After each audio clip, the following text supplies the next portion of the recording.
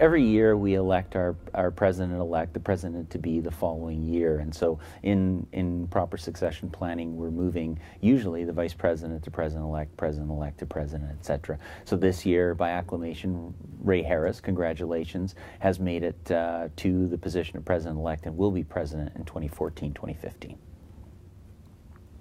This is our first editorial correction. And what had happened was it's on the issue of the proxies. And the board of directors carefully looked at the issue of proxies and that it's about a member giving another member the right to exercise decision and to vote at the AGM. And so after careful reflection, the board of directors actually said that the registration of those proxies should be given staff requirements and given the registration so that we understand numbers and things like that, that it was going to be 2 business days prior to the AGM that you would register your proxy. So I had said in the last video it was 1. It is actually 2 business days that we will do the registration. The board of directors approved that. The Board Development Committee is probably one of our most exciting committees that we've recently put into the board, and it's about 1.5 years old now. Its primary mandate was to look at, in our membership, for great people that have the ability and the skill sets that the board needs to run in the next election and to encourage them to run.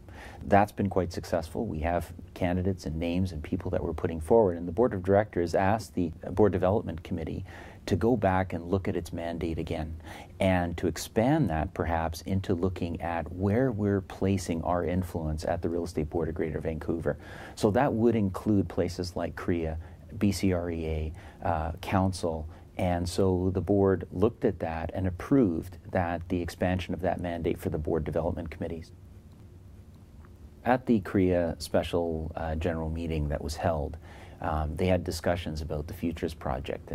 One of those was the special tech company or the external company that might be created by CREA to help develop technologies that would be outside of organized real estate in some fashion.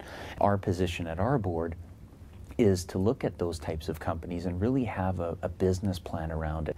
And how does it deliver value to members back? Look at a couple of samples like they have in Quebec and in the United States for NAR, and do the business planning, bring that back to us so that we can evaluate it properly and then make an educated decision.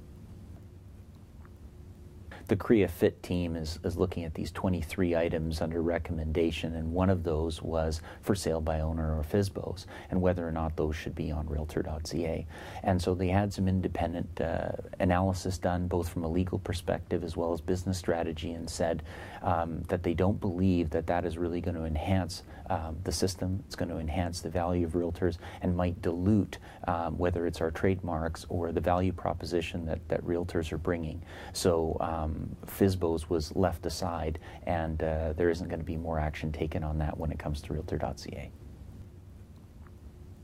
So the Rate Your Realtor, which does generate a lot of discussion across the country, and what does it mean, and is it public, is it behind the scenes, how do we control it, do we need to control it, is it happening today, in some markets it is. So all of those types of discussions were also happening at the SGM, and basically it's still under investigation, understanding.